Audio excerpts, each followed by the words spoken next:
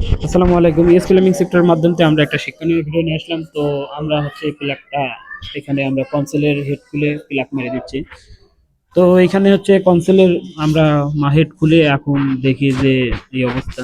রাজমিস্ত্রি হয়তো প্লাস্টার করতে করে যায় বা আমাদের ছেলেপেলে হয়তো বালু দিতে যায়, এখানে এরকম খোয়া বালু ঢুকে গেছে। তো আমরা আরো সতর্ক হয়ে কাজ করব। আমরা যারা স্যানিটারি মিস্ত্রি আছি আরো সতর্ক হয়ে কাজ করবো যেন আমাদের এরকম ভুল না হয়। এই যে এই ময়লাগুলো গেছে, এইগুলো যদি এর ভিতরে থাকে যেত তাহলে কিন্তু আমরা পরে পানির প্রেশার দিতে পারতাম না বা পানির প্রেশার হতো না। এই জন্য আমাদের অনেকটা সেফটি নিয়ে চলতে হবে যেন সুবিধা হয়। আর অবশ্যই কনসিলের আমরা এই মাথাটা খুলে দেবো, হেডটা খুলে দেবো, হেড খুলে দিয়ে প্লাক মেরে দেবো।